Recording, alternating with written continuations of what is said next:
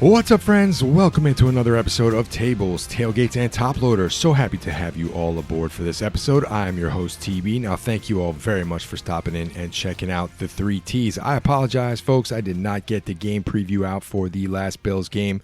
It's been crazy. Life has been crazy. I was in Chicago for a few days. My son just graduated from the Navy boot camp, so things got a little hectic, and I was out of town for a while, and it's just not something that I was able to get to, so I apologize. But had I been able to do a game preview, there are a couple things I would have talked about prior to the Bills game. But Bills Mafia, we're going to start with you. How are we feeling? A couple of those things I would have dove right into. Number one, you got to contain Bijan Robinson and Drake London. And how did that go? So, yeah, let's talk about that, Mafia. How are we feeling after suffering our second loss on the season in Hotlanta on Monday night against the Falcons? We dropped another one, and boy, was this one an even worse stink fest than the last game, which was last Sunday night against the Patriots. So back-to-back primetime games. Night games, you're staying up real late to watch these. Now, thank God last night the game started a little earlier. We had a 7:15 kickoff, so the misery was over by 10:30. But yeah, same results as the crap fest that was the Patriots home game. It's another loss. And frankly, we can break this game down. Had I done the game preview and pulled out the stress meter, I was worried about their 2 players, Robinson and London, and they flat out torched us. Specifically in the first half, and the defense, the Bills defense, was absolutely atrocious in the first half. Atrocious. There's no other way around it. They gave up an 81-yard tutty to Bijan, or Bijan or whatever. I've heard it pronounced both ways, so whatever. One thing I did find from this game, I actually love watching him play. He is awesome. He is an awesome player. We don't get to see a lot of the NFC teams come to town. We don't take them on very often, so it's nice. It is nice every once in a while to see some of these other teams outside of your division and the same old AFC teams. So that's one thing. I didn't like getting torched by them, but anyway, Bijan Robinson is pretty freaking good. At the half, they had tallied up, 335 total yards of offense in the first half. 335 yards on our defense. Now, I get it. We have had players that were not in the lineup. Ed Oliver just came back. He was on kind of a snap count. Somebody gets hurt in the pregame warm-up, so we're literally rotating 3 defensive tackles for the whole game. But 2 things I want to focus in on the defense. Yes, they got torched in the first half, but the second half, they tightened it up. They tightened it up so much that they only gave up 3 points in the whole second half of the game, and they put our team in a position to come back and to at least tie, because the Falcons wanted to give us this game. They wanted to hand us this victory on a silver platter. And frankly, the Bills offense, led by Josh Allen and Joe Brady, did nothing to take that victory and practically rip it from their hands. They were handing it to us numerous times, and the offense said, nah, no thanks, we're going to sit this one out. So yeah, we can rail on the defense all we want because they were putrid in the first half. Like I said, 335 yards rushing. I mean, it was crazy. What those 2 players alone, London and Robinson, had 200 some crazy yards in the first half. They just torched us. And a couple bright spots. The defensive line for us, I didn't think that they were terrible. I don't think they were terrible. Now, I know we gave up 24 points, and here's the problem. The secondary and the linebackers on this team are awful. Can we just be straight up honest? When you take Milano out of that lineup, or when he's not healthy, the linebackers, Terrell Bernard, what is going on with Terrell Bernard? I know he got hurt in this game, but he's just not playing well. I feel like these guys are lost. And the secondary, Taylor Rapp, I don't know what's going on, but did he get too many head injuries last year? He looks like he does not want to tackle anyone when he is on the field. He is afraid of tackling all of a sudden. Here's a guy last year who I would scream at the TV because he would tackle with his head constantly and take himself completely out of the games. He would literally knock himself out of the plays and out of the games, and I'd be like, this guy is a maniac. Well, this year it's like he's done a complete 180 and he doesn't want to tackle anybody because he's trying to tackle him with his fingertips. I don't know what he's doing. He's terrible this year. DeMar gets hurt. I don't know how he gets hurt. he gets hurt in practice because he sure hasn't stepped on the field. So Hamlin is out. He's on IR. So who do we have into this game in the second half against the Falcons? None other than Jordan Poyer. And I got to tell you, folks, we were all railing on this one. Oh, why are we signing Jordan Poyer? Well, he got put in the game in the second half because Rapp was a mess. Cole Bishop, he kept getting cramps or whatever the hell he was dealing with. So in comes Jordan Poyer, and the defense, they locked it down. They locked it down to 3 points, a tune of 3 points in the second half. So hey, whatever adjustments they made, and we saw this a lot last year, right? The defense would come out and struggle mightily in the first half, and then they would go make adjustments and come out and look like a completely different team. And this is what we saw last night. The defense was like it was a tale of two halves, completely different. The linebackers and the secondary, they don't know what they're doing, and they look lost, and there's not enough trades or call-ups or reinforcements. It's funny that the reinforcements we're getting, so Okunjobi and Michael Hoyt, they're eligible to come back. These two guys, they're coming back on the line. Yeah, I know we need some help, and it definitely is going to help, but we need linebackers and we need secondary. We need cornerbacks and we need safeties, because I don't know what Christian Benford's doing. He's a hot mess so far this year. Trey White is, I've talked about this numerous times, Trey White is a shell of himself, and that's frustrating. But as I said, the defense turned it around, and to only give up 24 points after last week, 23 points was the mark. And what did I say last week? If your defense can hold the opposition to 23 points and you have Josh Allen, the reigning MVP, on your team, and you can't win the game that is literally being handed to you on a silver platter, I don't know what to tell you. This team is just not very good right now. And I'm watching this offense last night, and it's the same nonsense that we've been talking about since week one. They go into hibernation mode. They come out, they get the ball, they march right down the field. The drive looks amazing. Then it's four straight punts, and then an interception that Josh throws. So 5 straight terrible series. Second half, we get the ball, we march right down the field again. They look like they are unstoppable. They start to run the ball with James Cook. He looks out of this world.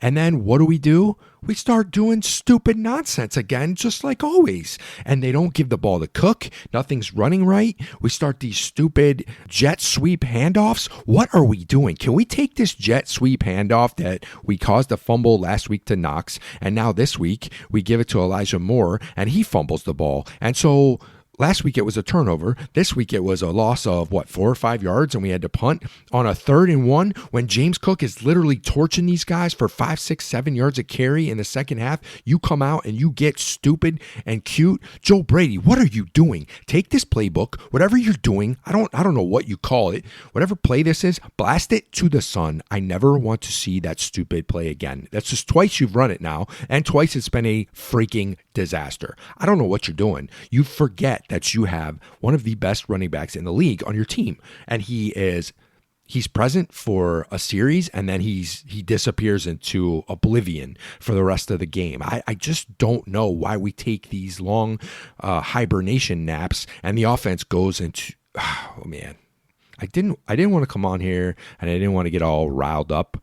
You know, It's funny. I'm watching the game last night. I text my daughter and I text my buddy Mike, who I share season tickets with. And when the games are playing, I text both of them as the games are going on. And some of the text I won't read, but the game started. The Falcons marched right down the field and scored, and it was like, a hot knife through butter. They just lit us up. They scored an opening touchdown in 2 minutes and 20 seconds, and my daughter texts me, big yikes. And so I respond with 2 laughing, crying emojis, and then I said, good thing I went to church yesterday, because it allowed me to watch this game in a mindset where I laughed. I literally was laughing watching this game. it must have been a record for me because I counted the number of curse words that I dropped during the game yesterday, and it was only one. It was only one. And it was literally right before the half when I thought Drake London scored on that tutty, and that was called back. Because had he scored right there, I would have gone to sleep and not watched the second half. I was able to watch this game with a sense of comedic relief, and I'm just like, what is going on with this team? Why do we have the reigning MVP? He was terrible last night. Terrible. And I get it. It's not all on him. And there's times he's running for his life. The offensive line, which is supposed to be a strength, they were putrid. Now, I know the Falcons rush like crazy. They're one of the most blitz-heavy teams in the league, and they're great at getting after the quarterback. They played their asses off. So tip of the cap to the Falcons and their defense. They came after him. But the offensive line was like Swiss cheese last night. And I don't know what they were doing. And then can we talk about everybody eats, because nobody is eating right now. Everybody's starving. They're all emaciated. It looks like half of them are homeless. I don't know what is going on. These wide receivers are freaking terrible right now. You can't get Shakir the ball in space. You can't get Keon Coleman to do anything other than get a series on the sidelines because he's in McDermott jail. What is happening with the offense? You know, I understand Kincaid is like the pressure release valve, and he would have been huge in this game. One of the other things I would have talked about if I had done the game preview, Josh Allen should have lit this team up. He should have thrown for 250, 275 easy without blinking. And then Kincaid's not playing. And then we see signs of life from Josh Palmer in the first quarter, and then he goes down and he doesn't return. So now what do we got? We got Tyrell Shavers, we got Shakir, and we got Keon Coleman, who can't get open at all. Like, what is going on with these guys? Elijah Moore is fumbling on stupid jet sweeps. And so who do you have left? You throw the ball one time to Dawson Knox. He scores a touchdown, and then he's non-existent. Jackson Hawes, the now second string tight end, because Kincaid's hurt. He doesn't catch a pass. So what are we doing?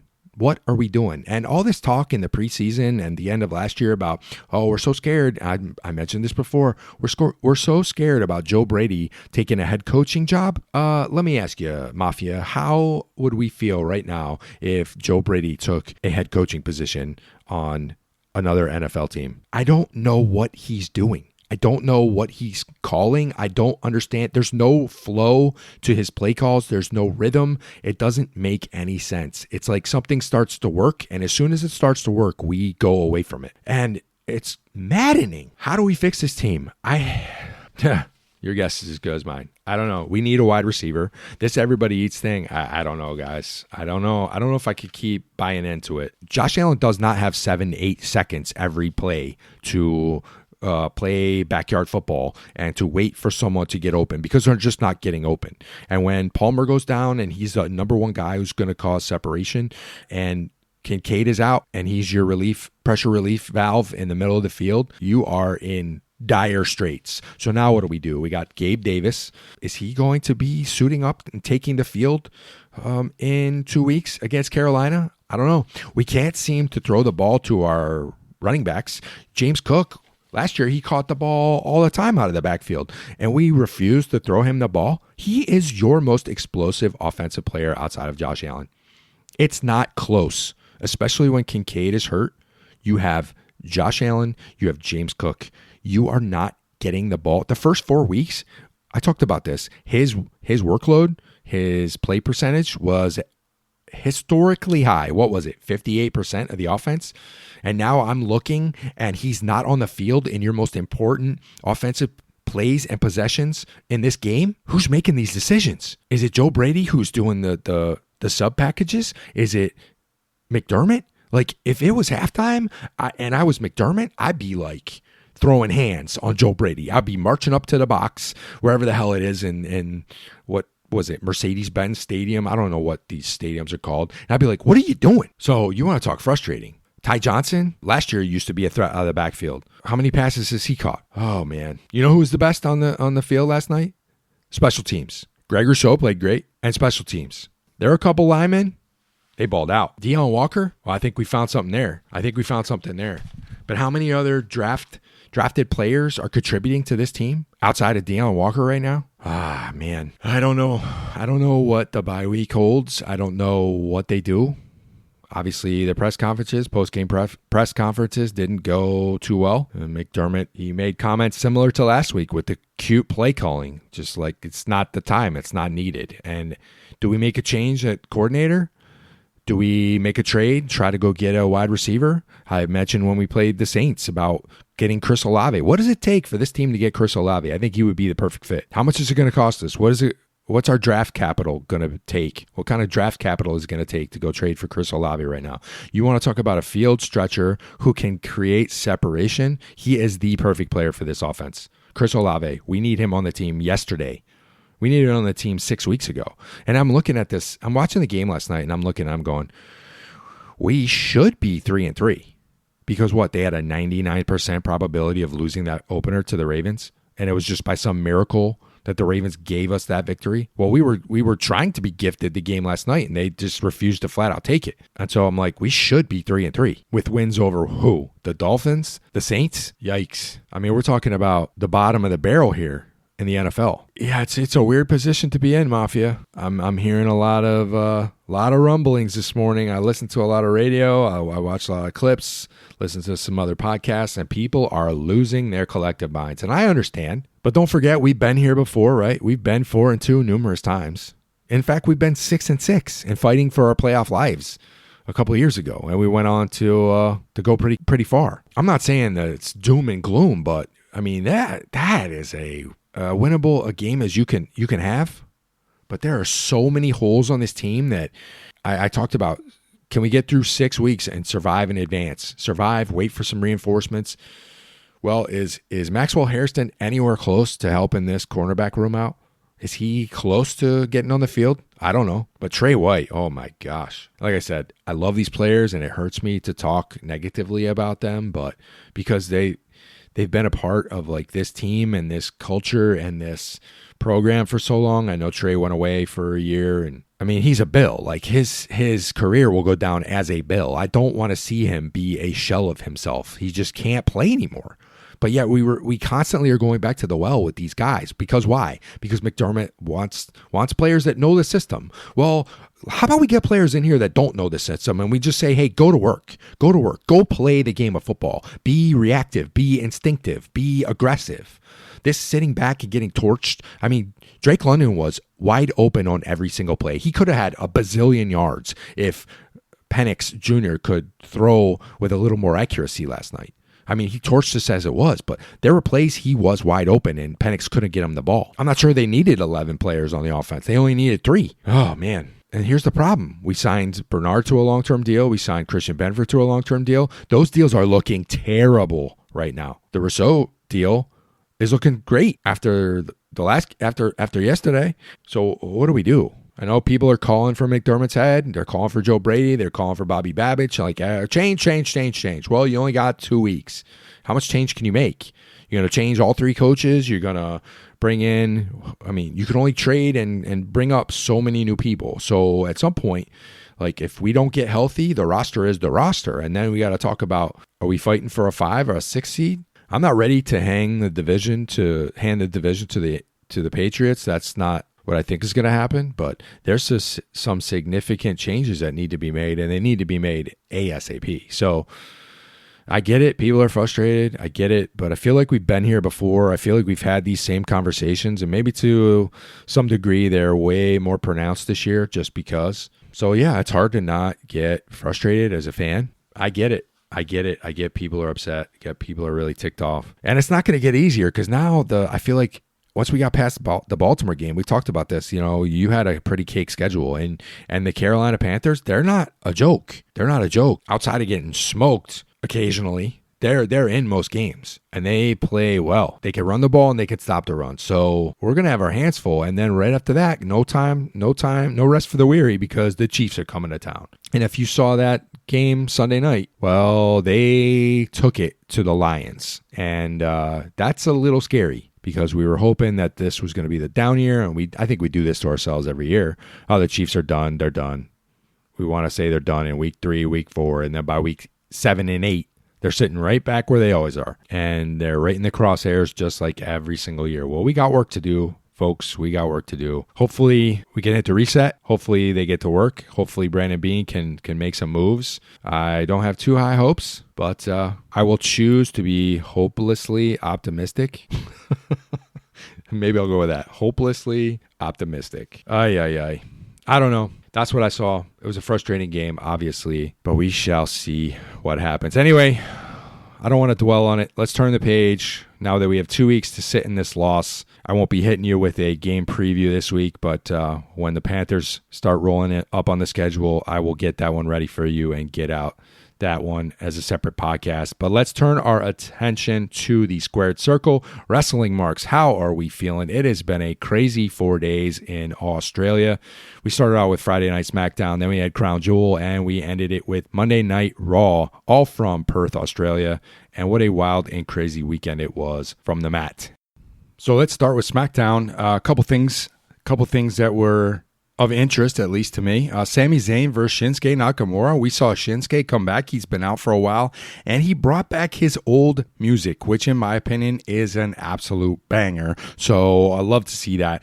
There's a good history between these two, Sami and Shinsuke, and they put on a really good, solid match. Now, unfortunately, the finish to the match we never saw because out comes a hooded figure, and it was none other than the returning Tama Tonga with hoodie, and now he is rocking face paint. And here comes the rest of the, WFTs, the rest of the clan, the rest of the Solo Sikoa crew, including my favorite, Nash Pak, Tala Tonga. They all showed up rocking the all black, and they all had on different little face paint gimmicks going. So I like the face paint, and then once they did a beatdown to Shinsuke and Sami, we see Solo finally make his way without the face paint rather, into the ring and kind of stands there and looking all menacing. So now there's 5 people, and I kind of know where this is going, but we're gonna even talk about that a little more because another match that happened was the Wyatt Six versus the Street Profits in a tag team championship match. The Wyatts have had the belt now for a little bit of time. They retain because the Street Profits never win anything, and then post-match shenanigans, we see this square off between the Wyatt Six and the MFTs, and it's kind of cool. I am definitely intrigued by where we're going. It is the Bloodline 9.0. So I don't know, Solo and all these dudes. My thought was, is this one of our Survivor Series matches? Because if that's the case, I would love to see the Wyatt Six inside the cage for War Games and Survivor Series. I would love to see it. It would be great. They might need another member or two. I'm not sure if Nikki Cross is going to get involved and if she's going to be wrestling against the guys. I think she could hold her own, and that would be pretty interesting, but we shall see what happens. The only other thing to talk about from SmackDown was the final main event, Aleister Black versus Damian Priest. This was a last man standing match. This was actually pretty cool. I like the Aleister Black character. Damian Priest is fine. He's fine. He's just kind of whatever. I think he's there for a purpose, and his job is to get Aleister Black over, but they were fighting all over the place. There was a good back and forth. And then finally, for the first time ever, we see Zelina Vega, who is Aleister Black's real life wife, show up, and she's begging Damian Priest to stop beating his ass, basically. So she kind of tries to intercede on his behalf, and Black is begging for her to kind of, stop this nonsense. And then all of a sudden he hits, out of nowhere, Aleister Black hits Priest with a freaking fireball. So it comes out of his hand. It looked really crazy, looked pretty weird. Now, apparently, I don't have a huge NXT history under my belt, but he's done this once or twice down in the old NXT. But it was cool. It was cool to see something different, something supernatural, I guess. And then he hits his black mass, which kind of missed the mark a little bit. So I think he hit him on like the shoulder instead of the face. But knocking Priest off this ledge that they were standing on high up in the crowd in the arena. And he goes through a table and he can't make the 10 count. So he loses the last man standing match. The only other thing of significance, we saw backstage issues between Jacob Fatu and Drew McIntyre, and this is setting up a big brawl for them, a big match for them this Friday on SmackDown, and it would be interesting to see how this plays out. Fatu, it'll be a good feud for him. I think it'll be a really good feud for him. I don't think Drew has bad feuds. So anyway, that kind of wrapped up SmackDown. It was a decent show. But then we have Crown Jewel. Crown Jewel, Saturday morning, 8 a.m. Couple things. This crowd in Perth was pumped. They were pumped. They were jazzed. They were hot. They were chanting all night. They were singing along to everything. They were doing all kinds of crazy stuff. It was a pretty good crowd. And the best thing I noticed is there's no green t-shirt guy sitting in the front row. So what's the problem, bro? You couldn't make the, 28-hour trip to the furthest point across the globe to Perth, Australia?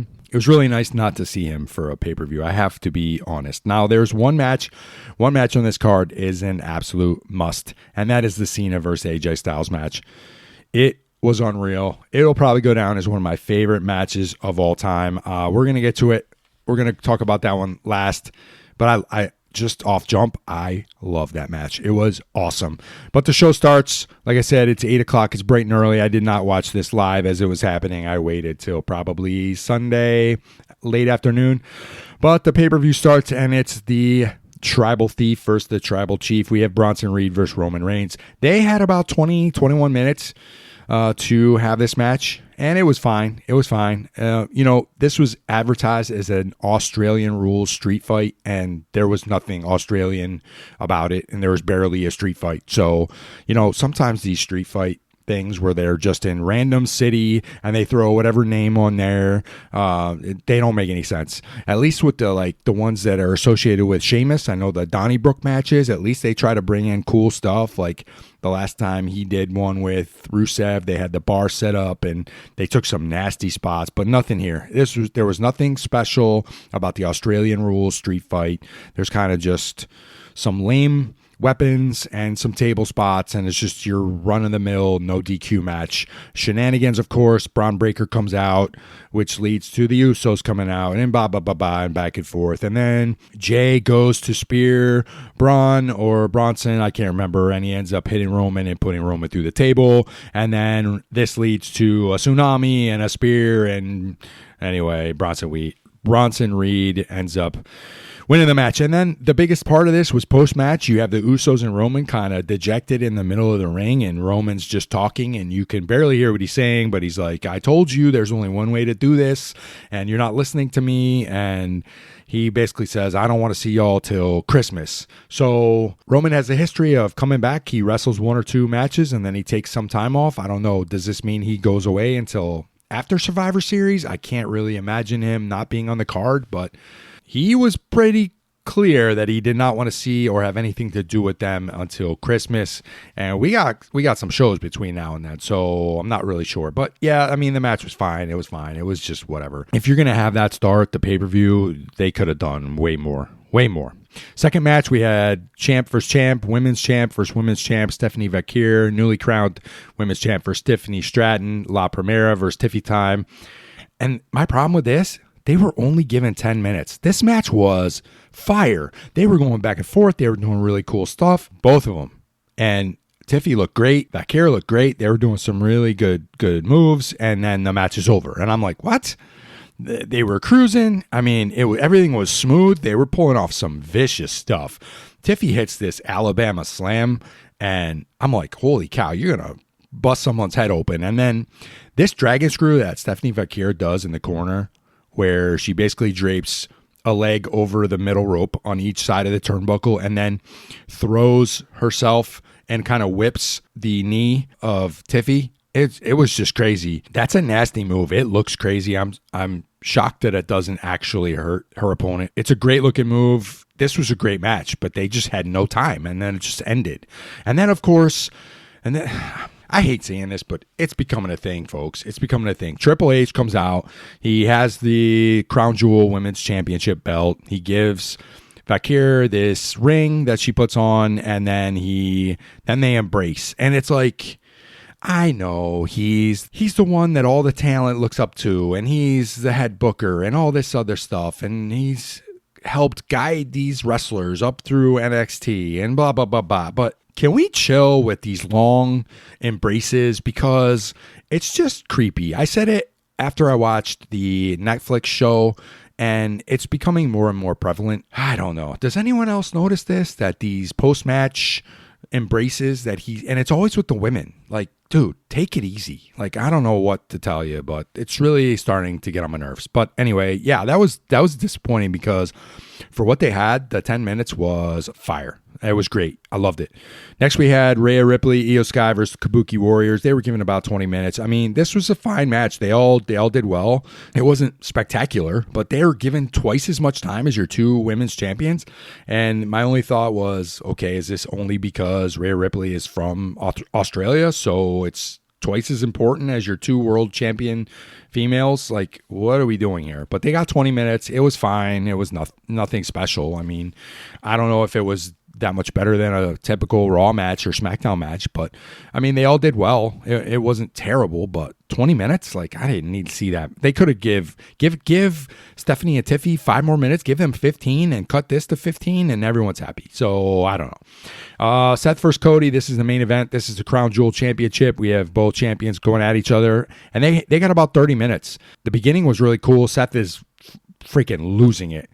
He's losing it. Now, leading up to this match, there's a lot of talk with Paul Heyman and the division and all this stuff. And, you know, he better win. His track record against Cody is terrible. He's 0-3. He's never beaten him. And maybe Paul's starting to tell him stuff like, maybe we backed the wrong horse. Maybe we should go back to Roman Reigns. And it's actually crazy. And it's causing Seth to, you know, lose it during this match. They put on a show. This was a fantastic match. At some point, Seth Rollins goes after Michael Cole and Wade Barrett, and the biggest pop of the night, or, you know, sarcastically, of course, but Seth Rollins, like, knocks over the Prime drink station, and the crowd goes nuts. You see the stupid drink station next to the ring for every show ever because they're a huge sponsor of WWE programming since Logan Paul came into the picture. And every time the drink station goes down, the whole crowd goes nuts. I absolutely love it. No, this was a good, borderline great, solid match. They each took turns taking control of significant portions and just trading move after move. Seth hits a crossroads at one point, stealing Cody's stuff. A few minutes later, he hits a stomp, and Cody sold it like a freaking champ. Like, I thought his head was going to go through the ring. It was crazy. Seth Rollins pulls out this coast-to-coast flying headbutt. So Cody Rhodes is hanging upside down from the turnbuckle, and his head is kind of dangling near the bottom of the ring in the corner. Seth goes to the opposite ring post and does this diving flying headbutt across, and oh my gosh, you want to talk about flying concussion. It was crazy. I was like, this is insane. And then he pulls a Spanish fly from the top rope. I mean, Cody Rhodes does a crossroads from the top. They went at it. And the finish, I love the finish because he's toying with this Rolex watch that Cody had given him long ago, and he finally uses it. The ref gets distracted, and he punches Rhodes in the face, knocks him out, hits him with another stomp, hits him with the second rope stomp, and he wins the match. So Seth is your Crown Jewel champion, and I thought it was well done. For 30 minutes, they sold it. They did great. But the match of the night, the number one match I want to talk about was Cena versus AJ Styles. Awesome.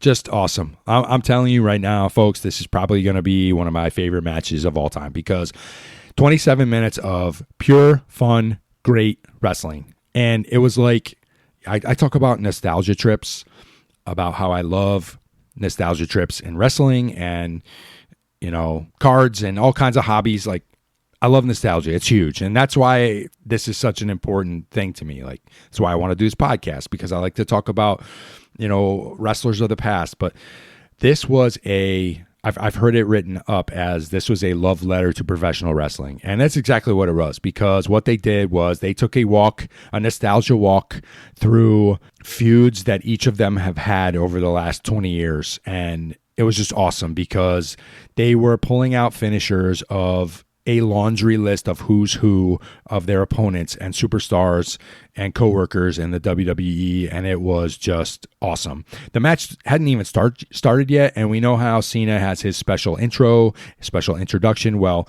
they do his, and then he pulls a piece of paper out of his pocket, hands it to the ring announcer, and it's a ring intro that he wrote for AJ, which I just thought was awesome. Like, these guys clearly have utmost respect for each other, and you could tell as this match is going on that they clearly had a blast planning this match and then clearly had a blast executing this match because it was the highest levels of awesome. It was a finished fest, and if you've ever played like the 2K games and you can steal your opponent's finishers, well, this is like stealing the entire roster's finishers, and it was a straight homage to many greats, many different feuds. I mean, you're talking about Rusev, The Miz, Randy Orton, Samoa Joe, Shawn Michaels, The Undertaker. You had Chris Jericho. They're pulling out the walls of Jericho. It was awesome. You even see an attempted 619. So Rey Mysterio, one of his huge moves. But my all-time favorite, the highlight of the match for me, is when he hits Bray Wyatt's sister Abigail on AJ Styles. And it was, I've said it before on this show, Bray's one of my favorites. I love everything about his character work. I love his wrestling. I know a lot of people didn't care for that kind of stuff, but to me, it was always something so different and so well needed during his runs. And it just, you need something different that sets you apart. And I loved his character work. I loved his wrestling. I loved everything about it. And then to see Cena hit the Sister Abigail on Cody was just, or I'm sorry, on AJ Styles was just awesome. So you could tell as you're watching this match that they have so much respect for their peers, for the industry, for each other. I can't say enough. I freaking loved this match. I loved everything about it. It was fantastic. And here's the thing. I'm not sure how you can even come close to matching this match in the future. He only has, 3-4 matches left? We're talking 2 months to go. And I don't know how they possibly ever top it. But that was the highlight of the show. If you can only watch one match in the show, I'm going to say you need to watch. If you're a wrestling fan, you need to watch Cena vs. Styles because it was great. It was just great. All in all, the PLE, Crown Jewel as a whole, I thought it was fine. It was probably better than WrestlePalooza, slightly better than WrestlePalooza, which I gave a 2.5 or something like that. I would say out of 4 turnbuckles, I'm going to give Crown Jewel a 3. 3 out of 4 turnbuckles. It was solid, but like the opener was kind of trash, and the women versus women championship match, they just didn't give it enough time to breathe and like to have life. And so if that match was given another 5-7 minutes, it would have been a banger. So you put that and this AJ match with Cena and then the main event, those 3 matches were gold. So all in all, decent show. And this kind of leads right into Monday Night Raw. There's a continuation of the Kabuki Warriors nonsense. I love the backstage segment with Kairi Sane and Asuka. Asuka literally slapped the absolute crap out of Kairi Sane, who's trying to apologize, and Asuka's like, you need to earn your respect back, and Kari's showing her this bruise she has on her face, and then Asuka slaps her into next week. I was like, oh my God, this is wicked. And this leads right into a Kairi Sane Rhea Ripley match, which I thought was really, really good. Really good stuff. So clearly this feud isn't over. Post-match, there's shenanigans and everyone's kind of jumping in and going crazy, but what else happened for Monday that's worth talking about? Lyra and Bayley. I love the Lyra Valkyria Bayley duo and their work that they're putting in. This kind of dual personality stuff Bayley's going through. It's fantastic. Really digging it. Really digging it. At one point, they're in a tag team match against Raquel Rodriguez and Roxanne Perez, and at some point, Bayley goes into like this comatose phase, and you see Lyra just haul off and smack the crap out of her, and it kind of wakes her Bayley up and turns her into like this raging lunatic, and she goes on this run of moves and just destroys them, and they win the match. And it was really, really cool. I love what they're doing because it's different. It's different. So props to them. That's a good thing. I'm excited to see where they go from there. And then your main event, it was a triple threat match between LA Knight, Jey Uso, and CM Punk, and this is for a number 1 contender spot at the title. Punk comes out victorious, and then of course the Vision come in. They clear house. They're crushing everybody. They're spearing people left and right. And then all of a sudden, the credits roll on the show, so you think it's over. Monday Night Raw, thanks for coming. The Vision is standing victorious, and as the show's about to go off the air, Braun Breaker literally spears Seth Rollins out of his boots, and he turns to Bronson Reed and goes, hey, you're either with me or you're against me, and Reed gives him the nod, climbs the turnbuckle, and hits Seth Rollins with the tsunami, and Paul Heyman is watching the whole thing and then suddenly raises their arms in the air in like a victory thing. So, wow, what a shock. You want to talk about they put the pedal to the metal on breaking up this vision thing. There's some rumors that maybe Seth got hurt in the match on Saturday at Crown Jewel against Cody. Who knows? I'm not falling for that one again with is he injured, is he not injured? Because the last time I fell for that, he ended up cashing in and winning the title. But I don't know what's next. This is the first time in a while that I have no clue where we're going, and I absolutely love it because it's been very boring. It's been very stale. They needed to shake things up. There's some good storylines going on, and I think this could be good moving forward. So what's coming up on the horizon? You have a Saturday night's main event that's taking place in just over 2 weeks. That's on November 1st. And then right around the corner is Survivor Series War Games, which is one of my favorites. I love the War Games matches, even though they take probably at least an hour. Survivor Series historically has always been one of my favorite shows. I wish that they would go back and at least have one or two old school Survivor Series matches where it's like elimination and just really cool random teams put together. I like that sort of thing. I miss that sort of thing. And but we have a lot of time till November 30th, which is when Survivor Series is taking place out in San Diego. We have some time to shake things out and see how these teams are gonna form up. But and then shortly after Survivor Series, 2 weeks later, it's Saturday night's main event. It's John Cena's last match. It's crazy. I can't believe how fast we are getting here. I've gotten the emails. I've gotten the info on the ticket packages. And let me tell you, folks, if you are trying to get a ticket to Saturday night's main event to see John Cena's last match in Washington, D.C., well, you better have your wallets and your pocketbooks open because it is absolutely insane. They have 3 priority packages on the website right now. So the silver package. Now you get an upper level ticket. You get some sort of gift. You get a pre-show hospitality. I'm thinking this is like a meet and greet with a WWE superstar. It doesn't tell you who it is, but I don't think this is John Cena because I'll get to this in a minute. And then you have a dedicated priority pass entrance and you get a lanyard. Well, this can be yours for the low price of $700. So $700 and you're sitting in the upper decky of the Verizon Center in DC. Yikes. So if you don't want to deal with that, you go from silver to gold. And the gold, well, what do you get there? You get a lower or upper level seating. You get special access to the John Cena memorabilia display. You get a John Cena gift package, and then you get an all-inclusive pre-show hospitality with an appearance by John Cena and another WWE superstar. So, okay, now we're cooking. So how much is this going to cost me? Well, if you didn't want to spend the $700 a person, now you have to drop $1,850 a person. That's right, per person, $1,850 to get a gold level priority pass. Well, if you didn't like the silver and you don't like the gold because maybe your seat's going to suck, you're going to be in the corner or some nonsense, well, here you go, folks. I have the If Money Were No Object Buy of the Week. This is what I priced out. This is called the Champion Ticket and Priority Pass. You get a premium floor seat. You get a photo op with the greatest of all time, John Cena. You get a gift package. You get an all-inclusive pre-show hospitality package with appearances by John Cena and WWE superstars, which you also got in the gold package. You get a ringside photo op, and then you get a premium reserved seat to, quote, the 6 feet under show with The Undertaker. What does that have to do with John Cena? I have no idea. But here you go. I actually went to click on this to see where we're sitting. Well, you are sitting in section 6, row B. So you don't even get a front row seat. Those are sold out. But second row of section 6, which is kind of at an angle, diagonal angle, you're on the ring entrance ramp, but you're not necessarily the first section to the ring. This can be yours for the low price. You ready for this?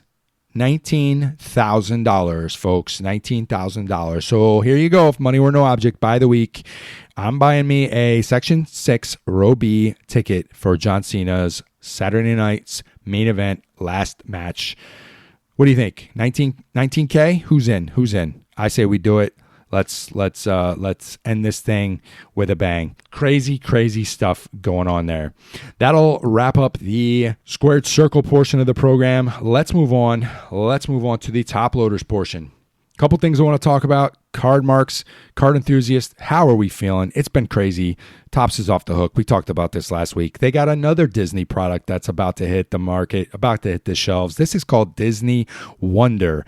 Why are we putting these products out so close together? Disney Topps Chrome was a huge smash, and that's still flying off the shelves. You can't find it anywhere. The prices are through the roof, and now they're doubling down, and they're adding another product, Disney Wonder, to the mix. This is a 190 card base set, and this is broken into 4 different tiers. You have tier 1 and tier 2, then you have a villain tier, and then you have a princess tier. Now, I looked at these cards compared to what the Topps Disney Chrome set was. I think these cards are aimed at a little younger demographic, so these cards really don't do anything for me. But there are some cool things. You get these enchanted autographs, which I've seen that these are signed by the actor or actress that portrays the cartoon characters. You get sketch cards. There's a whole bunch of inserts to include furry friends, tapestries, greeting cards, which look like postcards sent from various locations, various locales throughout the Disney universe. You get a 75th anniversary insert of Cinderella. And a hobby box, I think, when they were on pre-sale, right around $100. Now they're retailing for between $130 and $200. I'm seeing them all over the map. eBay's listing them for $130, but secondary market, Steven Adams blowout, you're looking at $200. I'll be interested to see how these do in comparison to the Topps Disney Chrome, but it's just, I don't know. These ones don't seem to be as high quality, maybe not as awesome as the Disney Chrome ones.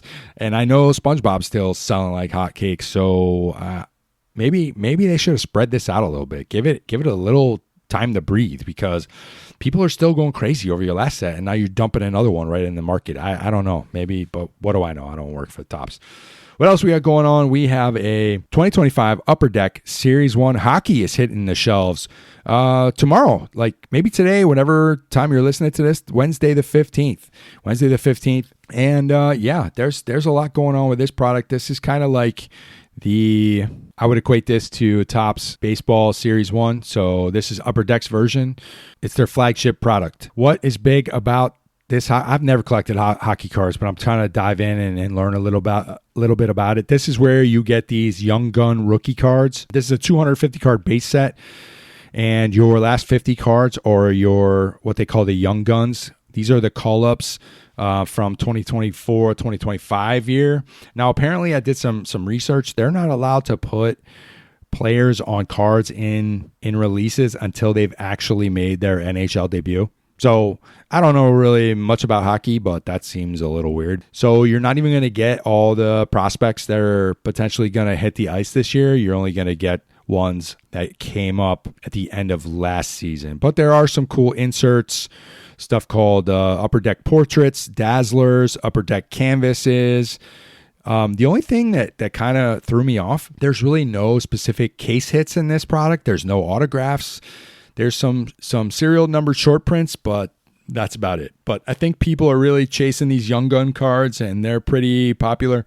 So we shall see what happens. What else is happening? Topps 2025 GPK Oh the Horrible collection has been out for a couple weeks. Now, what Topps is doing on their website each week for about 7-day window, they started with Wave 1. They drop a 5-6 card set. Basically, you get the A and B variation of 5 different cards, and then they throw in one random specialty card to the mix. It costs about $20, and you get, I think, total 11 cards. And then each week they put another wave out, and I think for this series it's 6 total waves. These are all based around the Halloween theme, various horror movies, various takes on certain characters from different horror movies. So pretty cool stuff. I'm not sure if you can buy the whole set together, but that would be really nice rather than having to go in there and pay shipping each and every time you buy a different wave. That's kind of lame if you ask me. And then speaking of GPK, the chase that was in the 2025 Bowman Chrome, the GPK cards, I freaking love these cards. These are the baseball variations of the GPK players, or the GPK variations of the baseball players. Well, I found the number one chase. It is on sale on eBay. This is 2025 Bowman Chrome GPK Nick Kurtz card, aka Amazing Nick. Now, this card, he's kind of in a classroom. There's a chalkboard behind him. He's got his feet up on the desk, and it says, Amazing Nick, obviously because he plays for the A's. This is a 1-of-1 superfractor. It is listed on eBay for, get this, folks, you ready? The low price of $100K or best offer. So you could go get 5 tickets to John Cena, or you could buy the 1-of-1 Bowman GPK Amazing Nick Superfractor. Take your pick. But, maybe you throw a best offer in there and you can get it for, I don't know, $95K. Who knows? It's crazy, the cost. I've looked up a bunch of the GPK stuff from this Bowman Chrome set, which they're awesome, but holy crap, what are we thinking? Like, these prices got to come down a little bit. Y'all have lost your freaking minds. But anyway, that's all I got for the card portion of the program. I think that'll wrap it up. It's been a crazy week. I'm going to try to get back on schedule. The bye is coming at just the right time for not only the Bills, but for everyone else involved, especially who are trying to record portions of a podcast. But if you have enjoyed this episode or any episode of the 3 Ts, do your boy a favor, share it with someone you know, whether they are a fellow Mafia member, a avid card collector, or someone who just loves professional wrestling. It doesn't matter. Help me grow this thing one episode at a time. Do me a favor, hit that follow, hit that like, leave your boy a quick review, and help me build this thing together. And as always, folks, I appreciate you all very, very much. So until next time, whether it's ripping packs, breaking tables, or dropping elbows, keep doing what you love. And as always, go Bills.